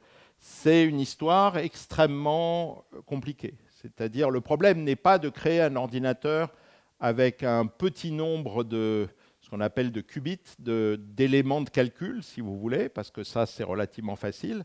Mais enfin, si vous devez factoriser 15, vous pouvez le faire à la main, vous n'avez pas besoin d'un ordinateur quantique. Donc, pour le moment, les ordinateurs quantiques qui existent ne sont pas arrivés à battre les ordinateurs classiques.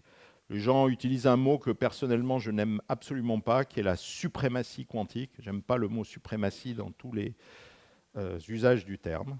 Mais les gens y travaillent. Il y a une compagnie française qui s'appelle Pasquale. Ils se sont Pascal avec un Q pour faire quantique. C'est très joli.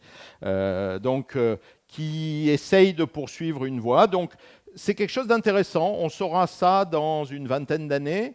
De savoir si c'est sans espoir ou si c'est quelque chose qui va arriver à monter en puissance et à avoir une puissance suffisante pour résoudre un certain nombre de problèmes. Alors par contre, ce qui existe déjà, ce n'est pas le calcul digital. Comme les ordinateurs qu'on a, c'est un objet qui ajoute des 0 et des 1 et qui est flexible, qui peut faire du calcul digital. Mais ce qu'on a, c'est des ordinateurs analogiques. Alors vous allez me dire, qu'est-ce que c'est un ordinateur analogique? Eh bien, je vais vous montrer un exemple, c'est très simple. Vous voulez faire une division. Vous voulez faire une division, vous prenez une résistance, vous prenez une batterie, vous mesurez le courant. Eh bien, le courant, c'est la tension divisée par la résistance. Vous avez un ordinateur qui vous a fait la division. Et on peut faire des ordinateurs analogiques qui réalisent des expériences. Voilà par exemple une très belle expérience dans le groupe de Marcus Greiner à Harvard, où il a des atomes qui sont piégés dans des pièges de lumière et qui sautent d'un site à l'autre, comme ça. Il est capable de les analyser avec un microscope, de les regarder, et du coup, il peut faire une simulation quantique de solides et essayer, par exemple, de résoudre ces supraconducteurs à haute température critique dont on parlait, de façon contrôlée. Alors, ces simulateurs souffrent de leurs propres limites, mais eux, ils existent déjà, et ils ont déjà donné des résultats. Donc, tout dépend de ce que vous appelez l'ordinateur quantique. L'ordinateur quantique analogique, il existe, il marche. Il a déjà stimulé beaucoup de très beaux problèmes de physique. Mais, je dirais, c'est en gros un problème, un ordinateur. L'ordinateur digital, c'est un truc programmable, donc fabuleux. Mais pour le moment, voilà. Et on ne sait pas trop jusqu'où ça va aller. C'est une question. Est-ce qu'il y avait d'autres questions? Oui.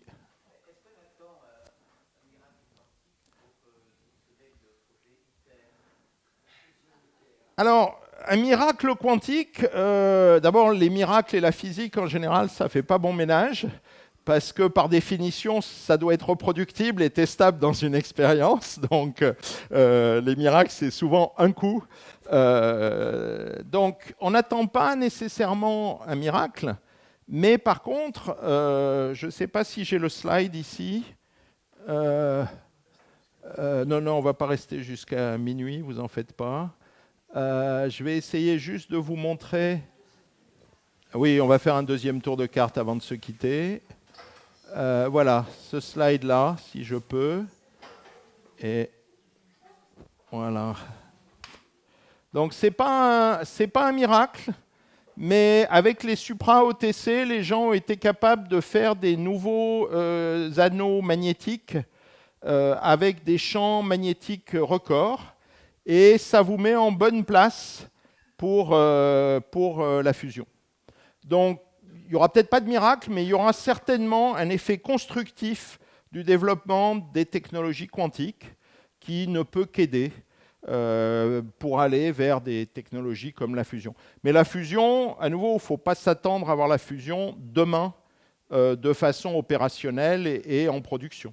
C'est un problème extrêmement compliqué. Enfin, malheureusement, je dirais, la fusion nucléaire, on sait qu'elle marche très bien. Ça s'appelle la bombe H et ça s'appelle le Soleil. Le tout, c'est d'arriver à l'avoir sur Terre et de façon contrôlée. Et ça, c'est beaucoup plus difficile. Donc ITER, c'est un pré-projet pour aller plus loin. Donc il faudra attendre une vingtaine, une quarantaine, une cinquantaine d'années avant qu'il y ait quelque chose qui soit, si jamais ça arrive, un générateur de fusion stable. Mais, à nouveau, en réponse à votre question, oui, la mécanique quantique aide, parce que grâce à la non-compréhension, je dirais, des supraconducteurs à haute température critique, mais enfin le fait qu'ils existent, qu'ils aient été étudiés, développés par la communauté, il y a des meilleurs aimants. Je vous en prie. Est-ce qu'il y a d'autres questions?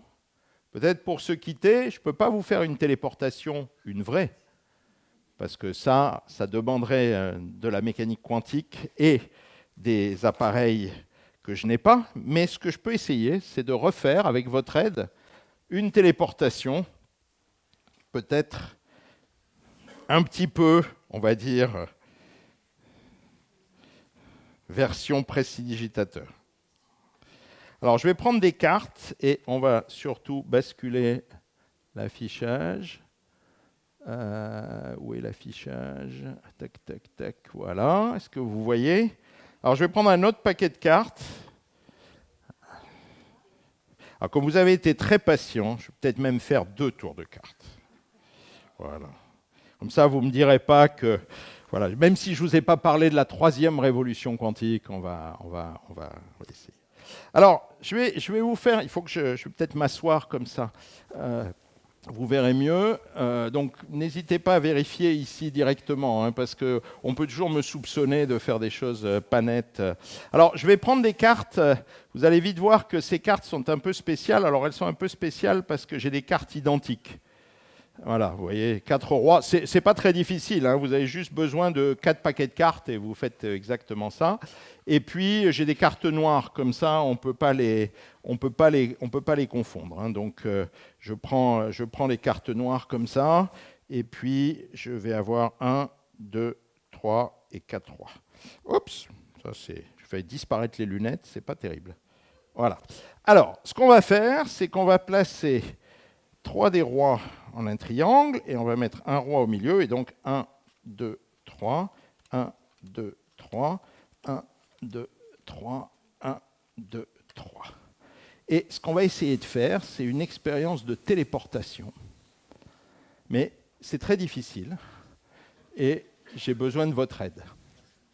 L'idée, ça va être de téléporter les rois, qui seront les qubits ou les photons, de les téléporter au centre.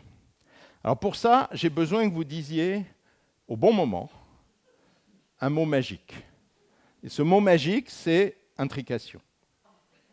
Oui, vous avez une question? Allez-y. Pourriez-vous dévoiler le réplica, les rois en bas? Les rois en bas, oui, on va les voir, vous inquiétez pas. Alors on y va. Attention. 1, 2, 3, 4 et... Voilà, donc si vous dites intrication, ce qui se passe normalement, c'est qu'il n'y a plus de roi. Et ici, on devrait avoir un roi, 2 rois et 2 cartes noires. Alors on va réessayer. On y va. 1, 2, 3, 4.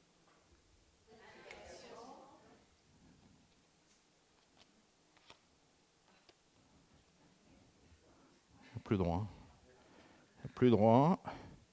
Et normalement, ici, on devrait avoir 1, 2 et un 3e roi. Alors, le dernier, le plus difficile, parce que vous savez ce qui va se passer. Le dernier roi. Le dernier roi. 1, 2, 3, 4. Vous voyez, si vous dites rien, normalement, il est toujours là. Mais si vous dites...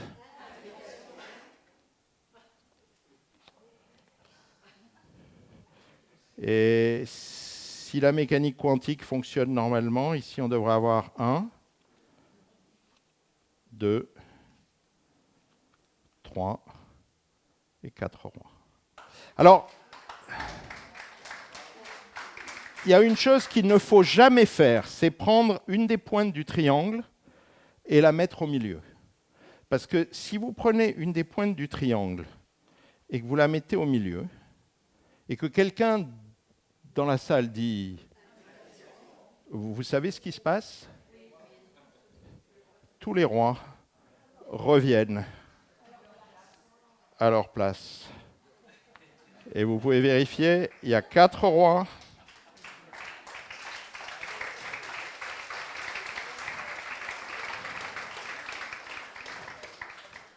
Et 12 cartes. Alors, on va peut-être terminer avant que je mette les conclusions de la conférence. Mes conclusions, c'est que la mécanique quantique, c'est très bien. On va peut-être terminer en faisant une petite expérience, puisqu'on m'a posé la question sur l'ordinateur quantique. Alors, l'ordinateur quantique, c'est quelque chose qui est un peu particulier, parce que ça fonctionne non pas avec des bits, ce qu'on appelle un bit, c'est-à-dire quelque chose qui peut prendre la valeur 0 ou 1, mais avec des bits quantiques, c'est-à-dire des objets de mécanique quantique qui sont dans un état qu'on ne connaît qu'après l'avoir mesuré. Donc du coup, ça peut prendre toutes les valeurs et ça permet de faire en gros des calculs en parallèle. Alors, je ne peux pas vous faire un bit quantique, mais ce que je peux faire, c'est que je peux prendre 2 cartes et avec ces 2 cartes, je vais essayer de construire une machine quantique qui va nous permettre peut-être de faire un bit quantique. Alors, je suis désolé, ça va avoir un effet un peu violent sur les cartes, parce que, vous voyez, pour construire ma machine, je suis obligé de plier la carte comme ça.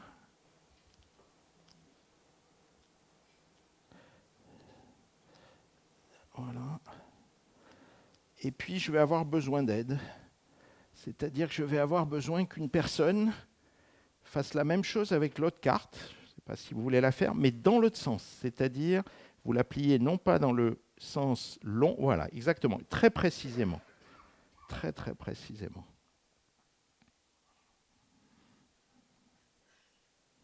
Voilà, pendant ce temps, je vais écarter un peu, comme ça nous permettra. Merci beaucoup.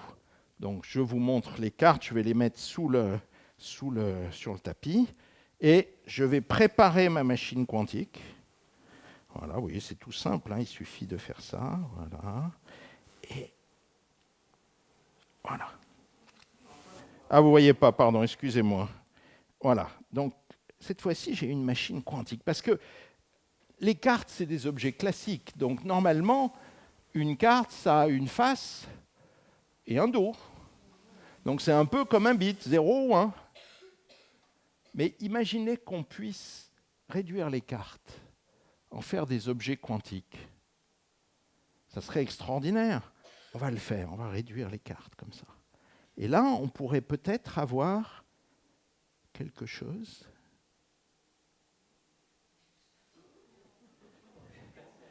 qui est comme un qubit, qui a une face et un dos en même temps. On va le refaire. Vous voyez bien? Allez.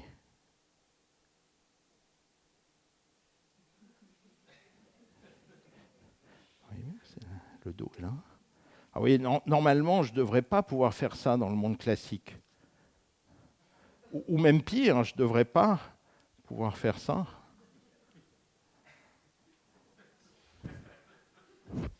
Mais finalement, les cartes, c'est comme des objets classiques.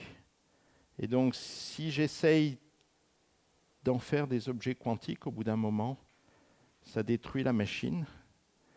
Et elles sont bloquées pour toujours, à moitié dos et à moitié face.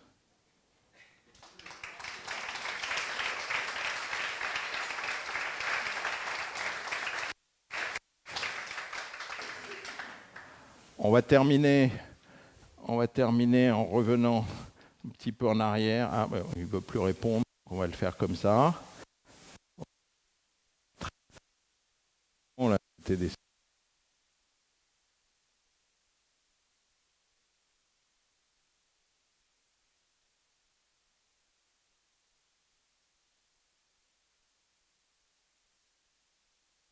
Voilà, donc juste pour conclure, hein, c'est comme je vous disais, les conclusions elles-mêmes, bah, c'est surtout le message, c'est que vous touchez de la mécanique quantique tous les jours.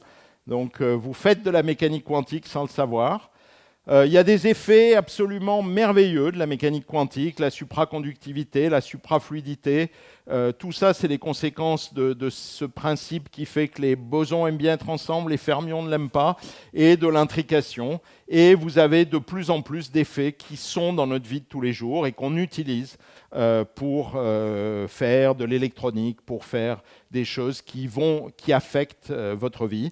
Et une partie dont je n'ai pas parlé, mais que j'ai brièvement mentionné avec les questions, c'est que comprendre les effets d'interaction, ben, c'est un peu la troisième révolution quantique, et c'est la perspective, j'espère, de nouvelles découvertes. Donc on est un peu, à nouveau, pour revenir aux magiciens, on est un peu comme les spectateurs ici de ce tour. On va dire que la mécanique quantique, c'est le magicien ou la magicienne, et puis nous, on est un peu des spectateurs, avec, remarquez ici, une opération illicite qui se passe. Et on est fasciné par ces phénomènes, la condensation de Bose, qui rappellent vraiment des tours de magie. Alors, c'est des tours de magie pour lesquels il faut des grands instruments, des idées nouvelles, des gens brillants et qui sont passionnés par ce qu'ils font. Mais c'est un plaisir de se confronter à ce monde merveilleux des ondes que nous offre la mécanique quantique. Et sur ce, je m'arrête et je vous remercie de votre attention.